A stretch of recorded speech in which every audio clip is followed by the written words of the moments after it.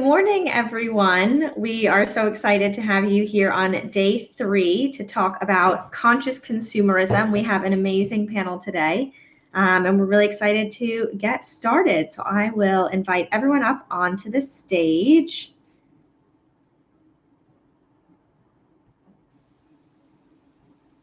And hi, everyone. Welcome. Hello. Thanks so much for joining us. And I'm really excited to have you all here today to talk about conscious consumerism. So obviously this is a massive subject. It can mean so many different things to different people. But the definition that we'll really be honing in on today is still sort of fairly broad, but it's shopping in ways one believes make a positive social, environmental, or economic impact. And I think as we've sort of seen consumption grow and change, we have so much choice today in how we spend our money and what products that we buy. And then we also have so much information. So for me, it really makes sense that we all sort of want to harness the power of our wallets and what we buy to reflect sort of not just our materialistic desires, but also our greater life values. And they're becoming somewhat intertwined. But I think there is sort of so much to this subject, from the actual definition of sustainability and conscious consumption to greenwashing. And I really hope that this chat can empower some of our brands and retailers who are joining us today to hear from you guys, this amazing panel of experts who have used conscious initiatives, sustainable initiatives, or started them to create businesses that stand out and help us all to be a little bit more aware of how our choices affect the world around us. And I know talking about sort of climate crisis and everything going on right now can be a bit doom and gloom and a bit overwhelming sometimes. But I'm really excited to talk about sort of thoughtful solutions and the incredible work that you guys, our panelists, have done to chip away at this problem. So we'll start with an encouraging statistic. So a whopping 73% of global consumers say that they would definitely or probably change their consumption habits to reduce their impact on the environment. So that I think is really, really empowering. And as businesses, we really need to give these consumers the option to act on that and make it easy and accessible. So we'd love for you to all take away from this talk some great ideas and inspiration about how you can better serve your conscious consumer, and that we can all do our part to become more aware of sort of how our actions and how our businesses' actions affect the world around us. So we'll go ahead and get started. I would love for everyone to start by sort of introducing themselves, giving a top line about their career and their business, and any key takeaways about sort of what you do to support sustainability and conscious consumerism, and what you love about what you do. So we'll start with Georgia. Take it away. Good morning, everyone. Thanks so much for having me. It's an absolute pleasure to be here with such a lovely group of people this morning and talking about something that's sort of really near and dear to my heart. My name's Georgia. I am Head of Business Development for the non-food sectors at the Soil Association certification. My career kind of started in commercial sales, so I worked for a very well-known candle company and thoroughly enjoyed kind of the sales life. I had my firstborn little boy and kind of had a revelation, what on earth am I doing? Kind of shifting paraffin blend candles through the world. This doesn't feel right anymore. What about the next generation? So I went on a search for a job that kind of matched my values and could kind of put some of my commercial acumen to good use. And I fell into the Soil Association. So I now head up the business development team, and our role is such a privileged one. We support businesses, large and small, through their journey of certification. So we encourage people kind of right from the beginning who don't really kind of understand the concept and where it comes from, all the way through to kind of the technical experts that are, really going through the process at the other end. And I have the opportunity to come and talk on panels like these and kind of raise awareness of the impact that certified organic beauty kind of has on the world, really. And I just love supporting those businesses to make those positive changes in their behaviours and their strategies, and being part of such a positive conversation. So amazing. Thank you. And Joe, you're up next. Oh, hello. Hi. I'm not from a brand. Is Joe Jones. I am actually a PR and brand building person. I've worked in beauty PR for around 20 years. I'm sure it's not that long, but yeah, it is when I calculated it. So I used to work on the brand side of things. I launched brands like Charlotte Tilbury and Victoria Beckham Makeup, and I led a team of about 35 beauty professionals at an agency called The Communication Store. And about 3 years ago, a friend of mine, Sally Hughes, who's also a journalist, and her and I were both helping out at our local food banks, and we became aware of a term called hygiene poverty, where people actually can't afford to be clean. So if you can't afford to use a food bank, if you can't afford to eat, so you have to use a food bank, you almost certainly can't afford to be clean. You can't afford things like gel.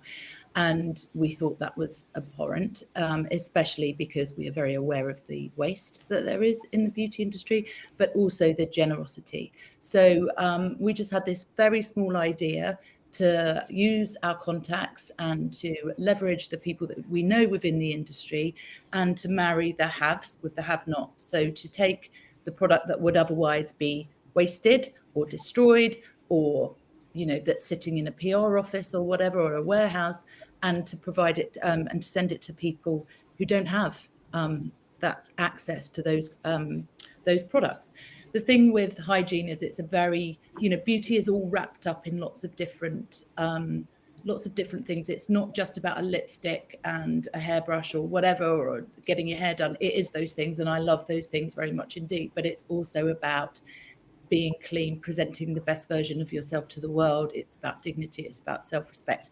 Anyways, we started this small thing called Beauty Banks and thought that it was going to be very small, but unfortunately, because of the need, it's become a very big, a bigger proposition for us. But it's something that Sally and I operate on, that we run as on grassroots level. Sorry, I've just had a baby, so if I just go like and sound a bit like muddled, blame him. No, you're doing great. So I mean, I've said, and yeah, so that's why I'm here, because Sam, who I've known forever through working in beauty, invited me to be here to talk about conscious consumerism, but also she's very kindly donating all of the ticket prices that to Beauty Bank, so that we'll be able to do more work and be able to serve more people in our communities that can't afford to be clean.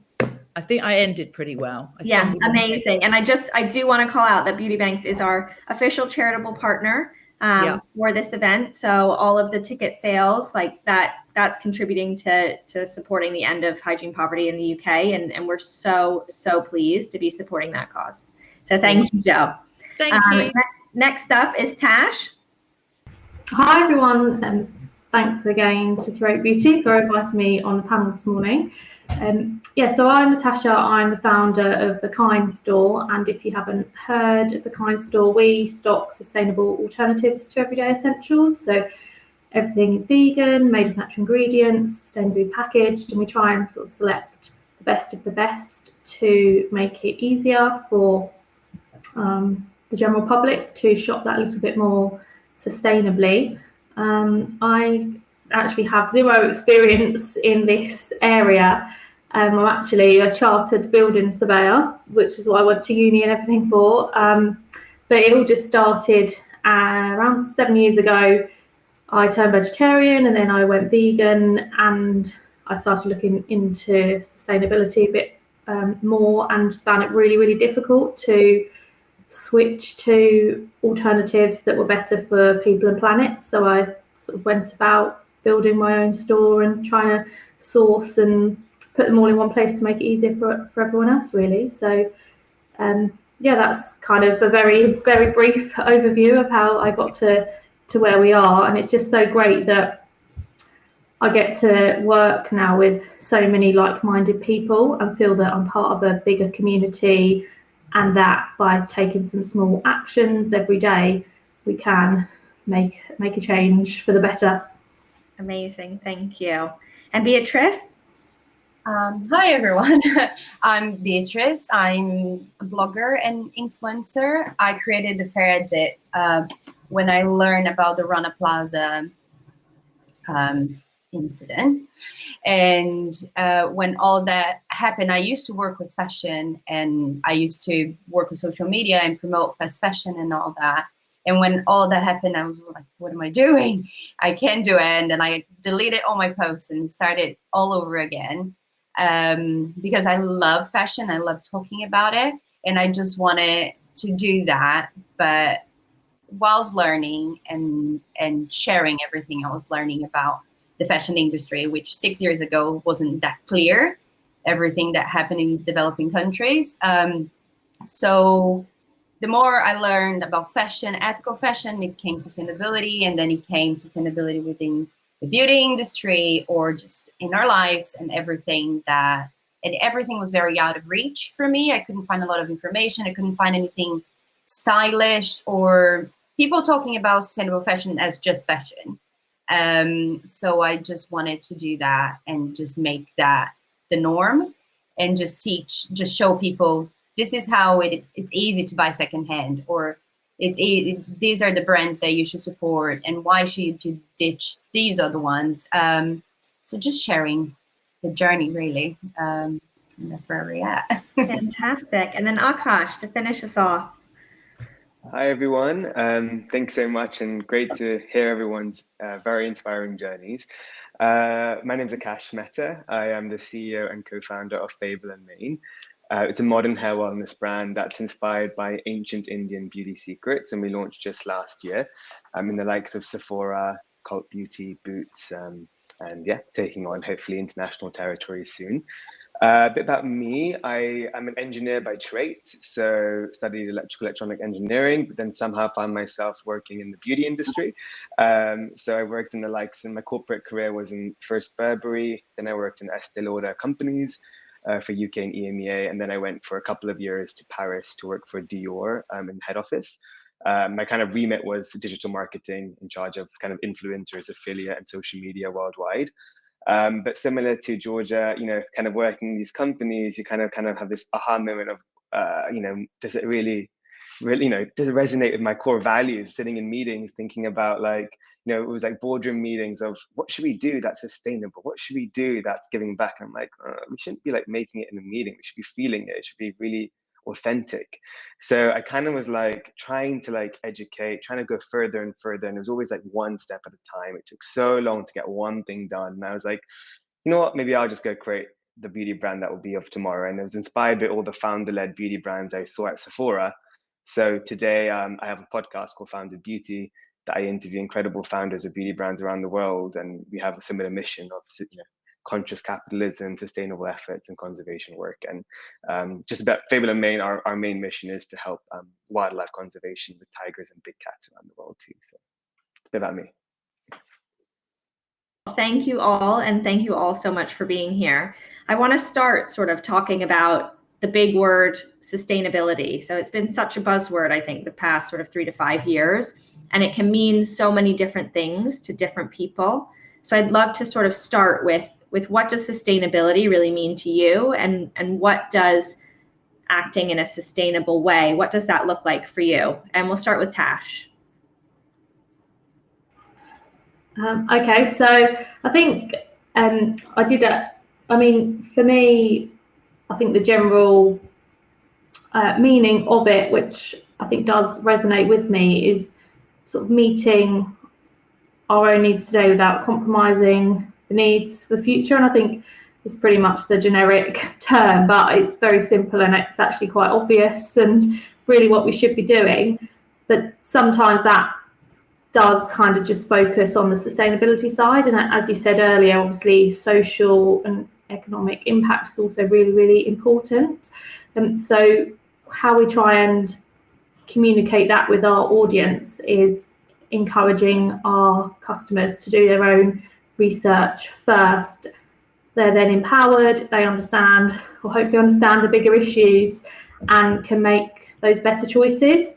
We really don't need to keep buying lots and lots of new things. So really voting, using your wallet to vote for the world you want to see, and buying less, but obviously buying better, and supporting those businesses that are transparent and wanting to, and sort of making that better change is how we try and sort of encourage our customers to be that more sustainable by the small actions that they're taking every day. Wonderful. And Beatrice, what about for you? Yeah, I think it just got sustainability as a word has been used to kind of save a product from being bad. It's like, oh, it's sustainable, great, 10 out of 10, but then it's still made in sweatshops, or it still has some ingredients or something along the chain that is not right, just because it's 90% organic and all of a sudden it's sustainable, or because the packaging is recyclable but still plastic, so it can only be recycled one more time. So I agree with Tash, it's just less. I think if we just buy less and be mindful of what we buy, even in our system now, it's really hard to achieve sustainability in everything you do in your life. The way we live in life is pretty much impossible, I would say. So less, and everything you buy, you're conscious of what's in it and how it came to be with you, then I think that's already the biggest step we can do towards sustainability. Not necessarily a label or something that is called sustainable. Yeah, wonderful. And Georgia? I mean, I sort of mirror and echo what others have said. I think for me, sustainability is all about the holistic view. So you can't be sustainable because you've just looked at one element of your supply chain. I think sustainability for me is about looking at the entire process from beginning to end. Mm-hmm. So, you know, obviously I'm from the Soil Association, so organic is really important to us as a sort of holistic movement, but for us organic is about so much more than just the impact that happens on farms. And actually within our kind of certification and what we do, it's all about looking at the much bigger picture. So thinking about, okay, yes, there are organic ingredients in there because organic farms have got 30% more species and wildlife on average, and we know that to be true, but also is your packaging as recycled as it can be, as minimal as it can be, you know, is your manufacturing process as clear as it needs to be. And I think that for me is where looking at the whole picture is what makes sustainability really key. Things like buying local, buying less, you know, only buying what you need. I think sustainability is a really difficult one to pin down when you've got some brands just kind of picking one element of it and then running with that one portion of the conversation. And I think those brands and those businesses that do really well are those purpose-driven brands that are looking at the bigger picture and their entire impact across their whole supply chain, and treading really delicately through that. Yeah, wonderful. And I'd love to sort of bring in our more sort of charitable guys. So Akash and Joe, do you guys think that sort of this idea of charitable give back and sustainability and sort of a redistribution, let's say, especially for you, Joe, I think having all of this waste in the beauty industry and giving it to those who are less fortunate and don't have the opportunity, I think as we're seeing, all of these ideas are really intertwined. And how do you see sustainability affecting sort of philanthropy and how you guys work there? Joe, I'd love for you to start. I think there's two hats that I come on with this. There's the Beauty Banks hat, and there's also my brand hat, because I still work with quite a lot of clients. And I think when we talk about sustainability, I think the most important thing is what it isn't. And for me, it's, and I say this to every brand that I work with, it's not a buzzword and it's not a box ticking. It's not a box that just needs to be ticked and then you move on to something else. If you come at sustainability with that mindset and through that lens, your customer will see through it eventually and they'll choose to shop with someone else. So I do think it's if you're a brand that's starting off, if you're a startup brand, you're brand new, it should be sewn into the fabric of your brand from the beginning. It should be part of your growth. It should be part of your development. Should be part of your 5-year plan. If you don't have a sustainability strategy and you're an existing brand and you don't have a pathway to be more sustainable that is constantly evolving, right? Because you can't just do one thing now, because everything's changing all the time. So you need to be able to stay on top of what the latest developments are in sustainability and whatever, so that you can actually evolve what you're doing and get better all the time. So I think that that's a very important thing for me. It's that don't just do it because you think you should do it, or you know you have to do it, or it's a chore. Do it because it's the right thing to do morally. It's also the right thing to do if you've got kids and you want them to be able to enjoy the world and their grandkids or whatever. So, you know, it's, and also fundamentally your profits will be hit in the long term if you don't.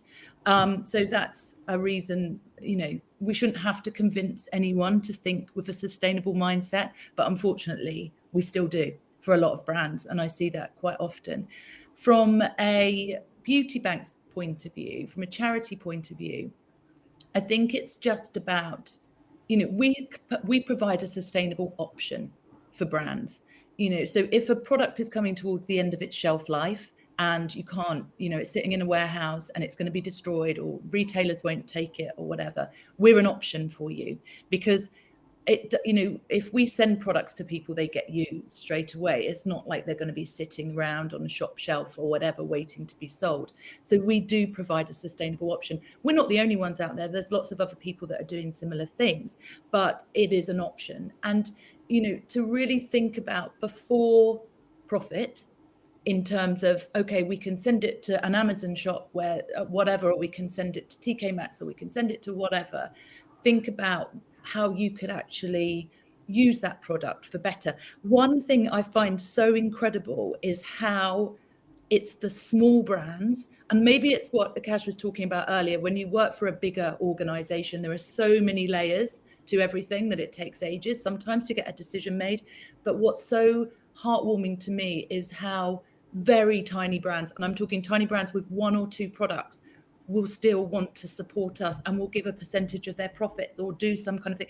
It's sewn into their very heart of who they are and what they believe in. So what I would say is, from a charity point of view, is that there are, you know, there are a lot of people that have very, like, nothing, or very, very little, that would really enjoy having access to your products, and we can provide them with that opportunity. And I think it's something that all brands should be thinking about, from a, not just from a get rid of point of view, but also what can, because we do actually get offered some things that are really not right. You need to be thoughtful if you're a brand. You know, if you've got a self-tanning brand, as much as I love self-tanning and those things, it's not right for us. So be really mindful about what you're trying. We do sometimes have to push back on brands and say, we can't have 10,000 hand sanitizers because right now no one wants them. We would have had them in the middle of the pandemic, but you didn't offer them then. You know, so sometimes I'd say is, so being mindful about what you're offering if you do want to go down a charitable route, and really think about you know, the purpose of why you're doing it, and make sure it's for the right reasons. And I think, you know, we are so grateful to brands big and small for being so supportive and giving us products, and it just enables us, and we need that. Yeah.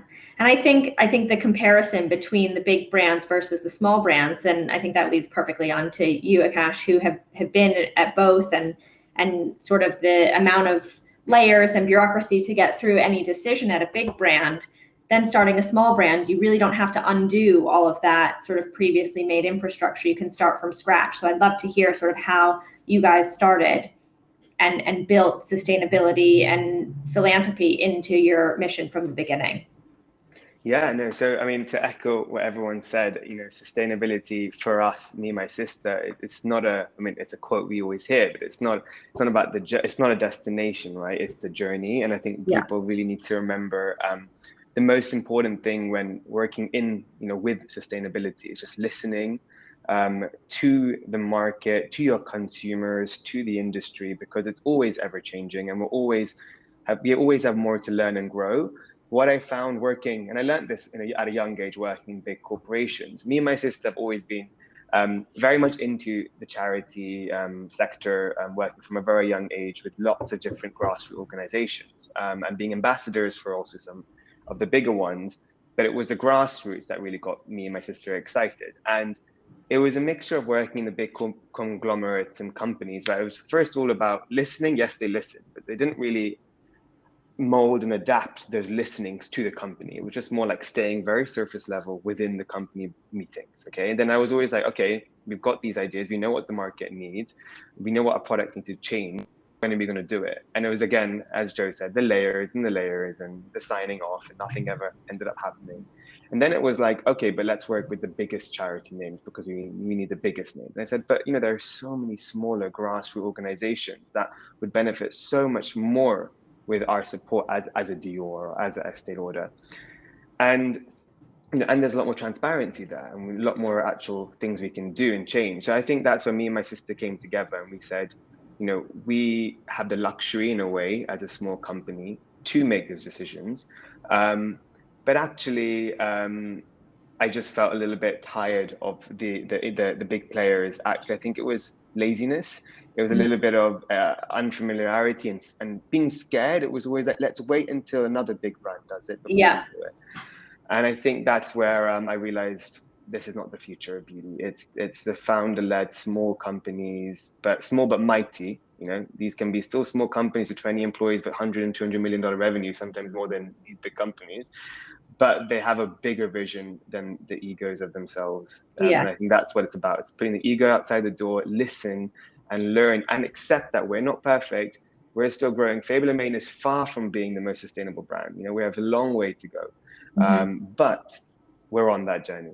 Yeah, absolutely. I mean, I think what everyone has sort of been echoing is that it's all about sort of constantly improving, constantly getting there. You're never going to really achieve sustainability. But what is it, do you guys think that brands can do to sort of stand out? What sort of individual actions that they can take to say, okay, this is what we're doing, and this is how we're trying to make a difference? And I'd love to go to Beatrice first to see what really stands out to you for the brands that you work with or that you promote. Yeah, I think it needs, there are big boxes, not ticking boxes, but there are things that within sustainability that I really appreciate when it's organic, when it's vegan and cruelty-free. I think these are three things that kind of are unnegotiable for the beauty from a consumer point of view. And I know what my followers want and all that. Packaging now, it's huge. Everyone keeps asking. So we came from this mentality before that you needed this big dressing table full of little products, and everyone's terrified of it now. And she's like, how can I just have one thing for my hair? And can that be a bar and not what do you know that actually works? And I get to try a lot of things, and then I get to give this feedback. And I feel like the brands that have that on their DNA, as in like, it's not two products that doesn't have a package, or it's not two products that are cruelty-free, and this one includes something that is not vegan and it's 99% natural. Consumers, they get very they can see it straight through it.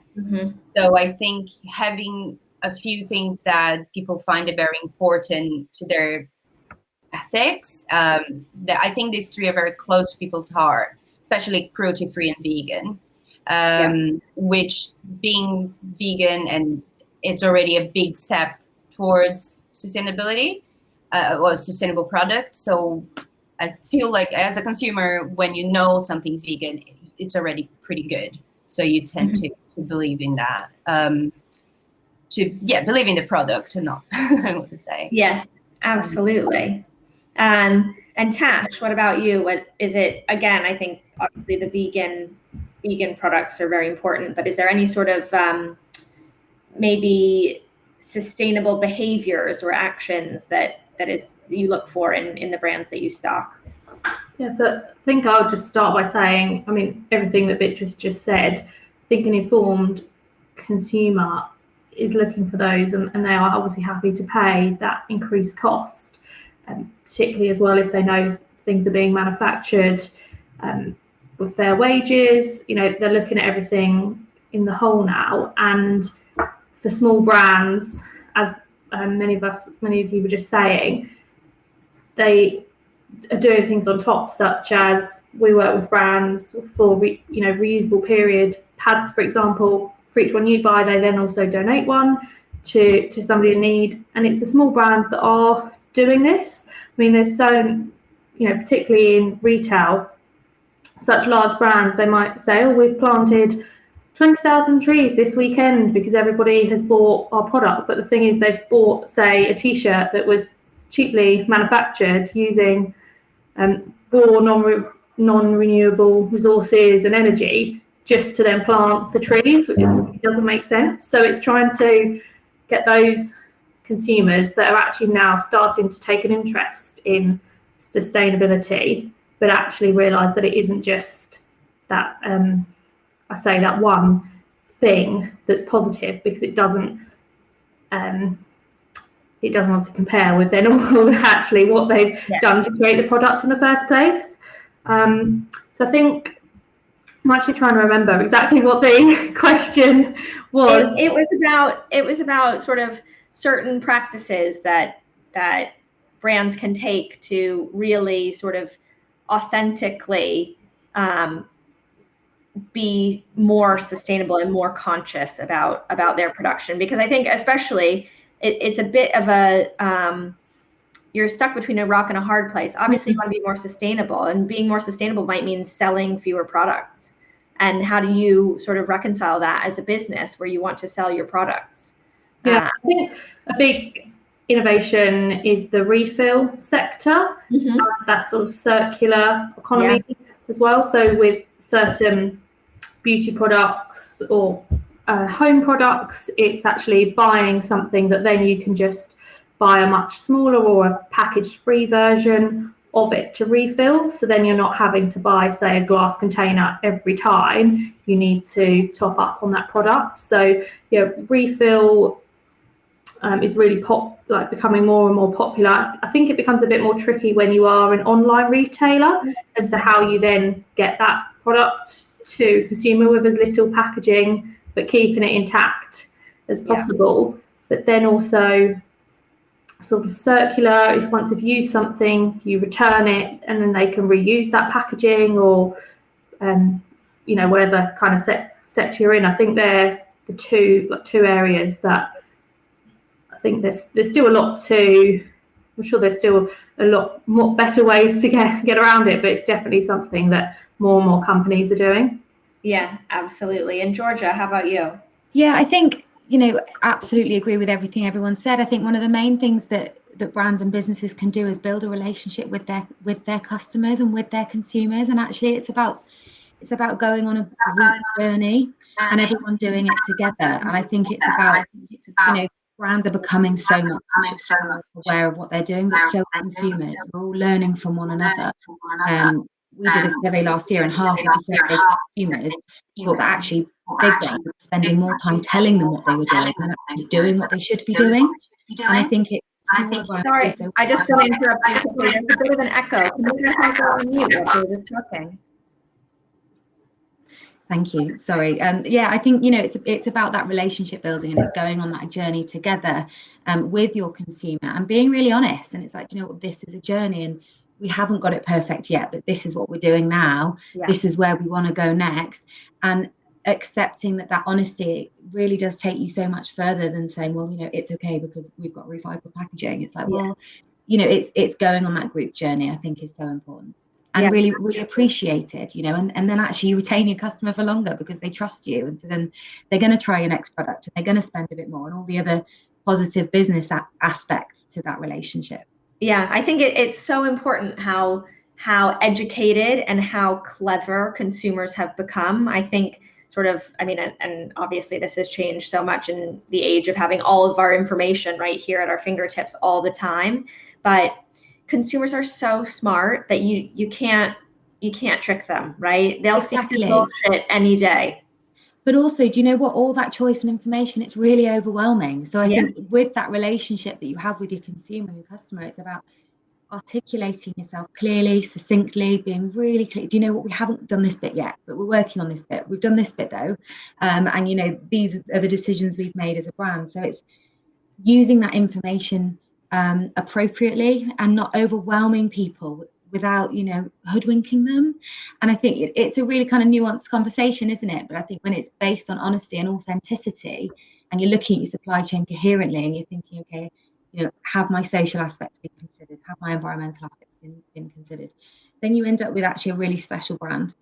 Yeah, absolutely. If I can add something, sorry to that I just thought. Well, I think with everyone now being aware of greenwashing and brands putting on a front, I think is also really important to just, because social issues and sustainability have to go hand in hand. You can't just have a sustainable product and not stand up for social issues.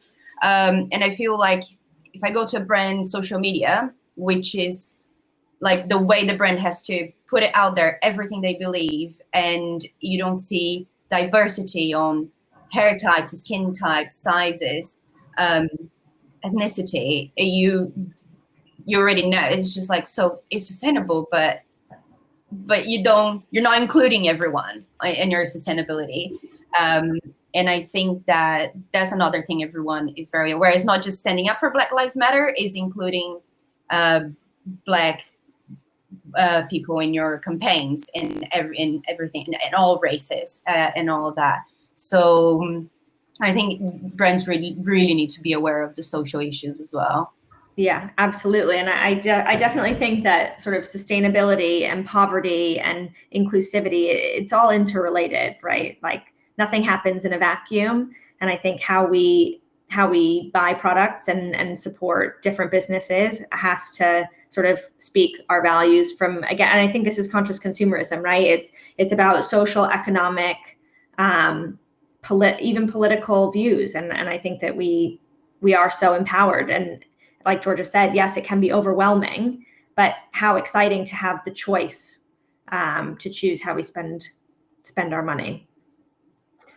Who benefits from it, you know? I mean, yeah. You go to a small local independent, or if you go to a Curated Beauty online store, or if you go direct to the small brand, actually, it's, again, that decision is another layer on top. Actually, how do I purchase this product that I want to support?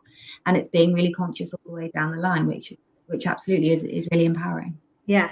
And Joe, I'd love to touch on your experience speaking with brands. What are some tactics you've seen sort of work really well with customers in terms of communicating sustainability and consciousness? Oh, looks like Joe's frozen. You there, Joe? We'll move on to the next. I would love to know, Akash, if you've seen anything in your experience being a brand or working with other brands in your past. Yeah, so definitely it's kind of finding not only just innovative ways, but also just very just genuine ways to connect with your consumers. So whether it's doing WhatsApp groups or just the archaic email marketing or social media posting, what I find has been really successful is really talking to our little communities in different areas and sharing what we do, sharing very openly the efforts we're making, and even like the little wins. So even going from just saying, look, we're doing biodegradable packaging in all of our ancillaries. We've just finally been able to afford to do that. That we want to educate them with, and I feel having a two-way communication is also really important. So even asking them in our little focus groups, or what do you see in other brands, other beauty brands, that you think that we should do? And I think that's been really interesting. Definitely kind of giving a lot of tips, because we have a lot of people that want to create brands and they ask a lot of questions, and I kind of always break it down by pre-consumer, post-consumer methods that you can do. So pre-ways, for sure, different things like challenging yourself to achieve those certificates, whether it's the cruelty-free bunny, whether it's, say I'm selling at Sephora to be clean at Sephora, or B Corp certification, or Rainforest Alliance. And those are good kind of first steps, because they have those kind of check marks, those boxes you need to make sure, and you'll make sure you ask your suppliers to ensure that way. The second way is also to ensure all your suppliers is to ask, because often I don't know if you can hear me. Often you can, you don't often get told by your stakeholders, your suppliers or your distribution centers of the most sustainable method. So you have to sometimes ask, by the way, I know you've suggested this cost of good with this PET or this, etc. But is there something more innovative or is there something more sustainable out there? And if they don't know, maybe you got to do your own homework. So going to conventions, I go to Luxpack in Monaco and I go to all these different places to find the most sustainable packaging. But I also sign up to a lot of newsletters and read a lot every single day on those things. So yeah, just being curious, learning, listening is very important. That's great. Joe, I think you're back. Can you hear us? My Mac just went completely black and died. And I'm like, oh my God. So sorry about that. Yes, I dropped off. That's okay. We're just talking about sort of sustainability tactics, and Akash just mentioned sort of being very open and communicating with your customers. I'd love to know if you've seen any of the brands you work with sort of do a really good job of communicating with their customers and how they did it. Yeah, I think someone mentioned it earlier. I think that what I say to brands who have a long way to go is to make a commitment, to make a pledge, and to put it out there for their customers to be aware of. It is I hate the word journey, but it is an ongoing process to be sustainable and to maintain that. So I think having a pledge and making a commitment and putting that out there, making it clear, and then using the channels that you have available, whether that's your website, whether that's you do some video, you use your Instagram or your social media channels to document how you're getting there, I think is really good storytelling, and it shows that ongoing commitment. Because if I brand that's one time giving a load of stuff to charity here, and then they're doing something, sending out press parcels to 200 press, and they're full of like crap, right? And I don't even know of a better word to say, plastic crap or whatever, and they're couriering them all over the country. That's not reflective of a sustainable attitude. It's like what I think it was Tash that said it earlier about your whole supply chain being mindful. And sometimes big businesses can have a problem because there's so many people within that, but it needs to be linked up. It needs to be joined up. And so I think having a pledge and having, making a longer term commitment is really important, but also documenting it. So people know that you're not just paying lip service to something, but that you're genuinely and authentically and committed to what your pledge is. And I think that that's a really important thing. From the charity side, what I would say is that it's not about choose the charities that you work with that really do resonate with you personally and that you feel incredibly passionate about. I think choosing a charity because it's trendy, because everything goes in trends, everything, fashion, beauty, even charity goes in trends. Choosing something that's the thing that people are talking about now or the trend of the moment is just not gonna fly, and no one's gonna turn. So be really mindful of those that you decide to work with and to support, and don't again just look at it as a PR opportunity. I find a lot of brands are like, okay, it's breast cancer awareness month is coming up, how can we get coverage around this, who can we support? They sort of reverse engineer stuff rather than actually thinking about, we're going to make a commitment to this charity for this period of time because we really believe in what they stand for, they share our values, it's exactly the right for us, our customers are going to get it, it's going to make total sense, and we're going to commit to XXXX to them for them. And I think that's much more believable. And it's not about the amount that you give. It could be that you commit to volunteering once a month or once every 2 months or whatever. It doesn't necessarily have to be a straight financial transaction. It can be something a bit more sort of a bit less tangible than that. So I think be true to who you are as a person and as a brand, or if you work for a brand, what that brand stands for and what its values are, and it will all feel seamless. Otherwise, it can feel quite jarring and inauthentic. Yeah, absolutely. We have a question from the chat from Suzanne, who says, as a 30-year-long journalist, Joe, can you go on mute? I'm trying. Yeah, sorry. I'm just on That's my okay. phone. I'm like, can you see I'm pressing? Has it? No, it hasn't worked. No. Can you mute me? I mean, I can't, but I might just remove you for just one second. yeah, remove me. Okay, much better. From Suzanne, she is a 30-year-long journalist turned new retailer. Can she ask if these new shopping habits, and I think she's referring to sort of conscious consumerism, are hitting mainstream middle agers, not just niche hipster consumers? Any thoughts there from maybe Tash? Yeah, so we do have quite a wide audience in terms of age, but I'd actually say, I mean, a good fair share of ours are sort of 35 to 45. I think partly because some of the sustainable products are a little bit more expensive. So see, if you are obviously a lot younger at college, you have less money to spend on some of those essentials like deodorants. But yeah, so no, it's definitely something that I think across all ages, people are aware of the issues around sustainability and wanting to make that change. And actually, that audience tend to have more disposable income, so that they can then afford to buy those products that are made on sort of those sustainable principles. Great. And then Akash, how about you? I'm curious, because your product sort of comes from sort of not ancient history, but from sort of legacy. I'd be curious to know about your customer base, and especially with Ayurveda becoming a bit more trendy, let's say. How do you find that? So it's been very interesting because, you know, me and my sister grew up with Ayurveda from our grandma, but without realizing what Ayurveda was. It was just what we grew up with at home.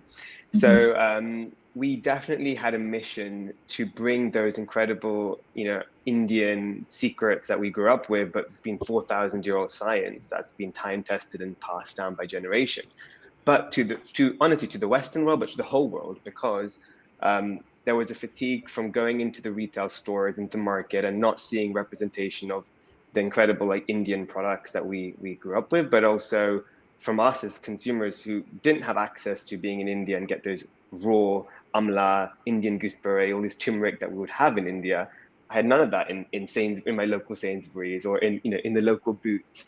So we wanted to create a product that me and my sister could enjoy, and therefore from the beginning we decided very, very, you know, it was quite a tough decision, but, you know, do we create everything in India or do we create it in America? We wanted to make sure we went for a route that was a little bit more working with the labs that are more sustainable, have the best innovations, the best scientists, so we can, you know, push forward and also disrupt the beauty industry that's governing the world, which often comes from USA, if you look at the Sephora type of brands. Yeah. So with that in mind, we wanted to make sure we catered the brand for all ethnicities, all hair types, all, you know, as inclusive as possible. So we spent about 2 years in R&D to ensure that the formulas weren't just made for thick Indian hair, but all hair colors, all hair types. And we had a really aha moment, like about a few months ago. We were in one of our Sephora market meetings, and they actually pulled over our last year of sales data. And they actually said we're the hair brand that's got the most diverse consumer base, meaning you literally you make that perfect pie chart. It's 20% Caucasian, 20% Hispanic, 20% Indian, Black. It's pretty incredible to see that, and with age as well. It was pretty even split, even though we've been viral on TikTok so many times. Some of the TikTokers that are buying our products are the slightly, you know, not the typical stereotype Gen Zs. So it's really interesting to see how that's happened. And it's also by working with the right, I would say, ambassadors or say influencers that have governed certain sectors, right? So we work with influencers from all ages, all backgrounds, and therefore I think that's been a big part of why we've been able to target a big range, because we know if formulas do their job, we just want to make sure that people can try them. Absolutely amazing. And then Beatrice, when you switched from being a sort of more traditional influencer to really promoting consciousness. Did you see a switch in your demographic? Well, I'm seeing it now. It's getting younger, actually. I think with Suzanne's question, I actually think the older generation, it's like likes to have a hero product, like to have less steps on your routine. So this mentality of finding one thing that works for you, using it a lot, it's already there. The Gen Z is still like very trend led, so they will buy lots of stuff and try to make it more sustainable, as it says on the label. But I think it's a less informed decision, definitely. But yeah, my demographic is between 35 to 45, so that's quite. I think because I have kids. And it's more and I think this is something that has come up a lot in this discussion is having children has really affected how people think about the world and how people view the future of the world.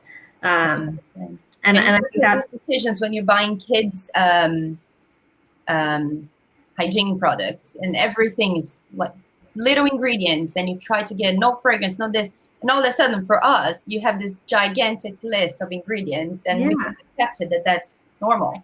Then we wonder why we have so many skin issues. I think that's a really interesting thing to think about. And then, Georgia, I know that obviously you have a certification from the Soil Association. Is there any other information that you guys have or that you know of? Suzanne's asking if there's a website that anyone can recommend that clarifies all the various symbols and certifications, because obviously there are many, and you have to be so niche with the certification that how can consumers continue to educate themselves on what everything means? There are so many, and it's like information again, isn't it? And I think, of course, you can go on the Soil Association website to learn more about us. Conscious Beauty Union are a group that do quite a lot of useful insight around kind of the whole beauty organisations and different certifications and what they mean and that kind of thing. Provenance are another one that are doing a really good piece of work. There isn't a perfect kind of here's a list of everything and this is kind of where you can go to find it. I wish there was. I think it's about, starting with something. Right, so it's like, look, I'm going to look for a brand that does this for my ethics or for my values, and then layer up your knowledge on top of that. So I think it, unfortunately, to use the phrase again, it is a journey, and it does kind of take time to go through that process. I wish there was a one-stop shop, and it's definitely on our radar, but there isn't one yet. Yeah. And then another thing that was mentioned in the chat is this plastic tax being introduced in 2022. Georgia, do you have any thoughts on that and how you think it will affect packaging? What do I think about plastic in general? Well, I think plastic has a really important role to play in our society in lots of ways. We use it far too excessively, far too readily, and far too lazily. So do we need to do more as an industry and as a society? Yes. I think it's an interesting approach to take. And anything that can speed up change, I'm really interested in. I think the time is now. The insect decline is rapid and serious, and we need to be doing more, much more urgently. Great. And then to finish off, I would love to hear just one quick thing from each of you. So what is one thing that you think that we can all do to sort of be more conscious in our consumption? And I'd love to start with you, Tash. One small action. I think I've already said it, but it would just be buying less but buying better. Yeah, wonderful. Beatrice? Stole my answer, but I think baby steps. I always say find one thing that is really important to you. If that is organic, if it's vegan, if it's ethically made, then stick to it and make sure you only buy things that goes there. Luckily, a lot of those go hand in hand. So if you get it ethically made, it's usually vegan and cruelty-free and more sustainable. And just try to implement. I started just with fashion by the time that I believed when H&M told me their range was conscious, and I thought, oh yeah, great step. And then you learn little by little, and then you know the brands and know what's in them. It's just, yeah, take it slow and steady. Yeah. Akash? I think for me, it's kind of obviously echoing what everyone else said, but also once you find, say, the brands you love or the things or your little sustainability hacks in the internet, do tell people around you, the people that are not looking for it, because you probably have more influence than anyone else. They're not going to read that sustainability article. Usually half my friends are investment bankers and not interested in they don't even know what beauty products, what even is a cruelty-free bunny. So I often sit with my friends and say, look, let me just explain to you what the certificate actually means. Yeah. And even debunk some theories that they've even cultivated that are completely false. Like they think, oh, these are just some corporations, or I've seen Seaspiracy, I know what these companies are. And I'm like, no, but there are some good ones, like B Corp and stuff are good. Provenance, as you said, is really, really good. And I'm currently working with them. And so I think it's important to educate people around you who might not be interested, but maybe you'll make them interested. That's a great tip. And Georgia? My biggest tip would be kindness to each other, kindness to yourself. We aren't all getting it right, because actually, like Beatrice said at the beginning, we're not even in a position now where we can all live truly sustainably, because our society is not yet set up in a way that it absolutely should be. Yeah. So be kind to yourself, be kind to the people around you. Just because you're only vegan one day a week, that's better than not being vegan one day a week, or whatever it is. So I think kindness to yourself, to your friends, to your community, but absolutely communicate, have these conversations with people around you, with other businesses, collaborate with other businesses. If you've got this really cool idea that fixes a problem, let's share it as a group and as a community. I think we've all got that responsibility to share knowledge and experience and engagement with one another. That's great. And I'm going to bring Jo back on. Hi, thank you. I would say when it comes to beauty, finish stuff. I think all of us have got like a graveyard drawer in our bathrooms or whatever, a cabinet that we just chuck things in that we've used once or twice and it hasn't lived up to its promise or our expectations. So we just leave it in there to fester before eventually getting rid of something. So I think that is more about being very conscious about what you're buying, what you're spending your money on, but then using it all. If you've got an eyeliner, black eyeliner pencil, use it all. If you've got a mascara, use it all. Don't just, and a shampoo bottle, use it all, and make sure that you stick to that, because that is going to mean that you'll need to buy less, and it means that you'll think really hard about the products that you do spend your money on, knowing that you need to finish them. And I think if you have that mindset, then it'll be really helpful for you to live a more sustainable everyday life. Yeah, absolutely. Well, thank you all so much for joining us. This was really fantastic, a great conversation. I'm going to get rid of you again, Jo, sorry. And we've really loved chatting with you all, and some great questions from the audience. Thank you guys. And we're really looking forward to continuing this day. We have curated talks on vegan brands, zero waste brands, refillables. So we're going to have a really, really great day for the rest of the day, and we hope that you guys can join us. And just a reminder that all retailers that are here are getting £100 off their next order at Curate Beauty. And if you don't have the information for that, please let us know and we'll make sure that you get that sorted. So again, thanks to our panel. This was really wonderful, and hope you guys have a great day. Bye, everyone. Bye. Thank you. Thanks. Thank you so Bye. much.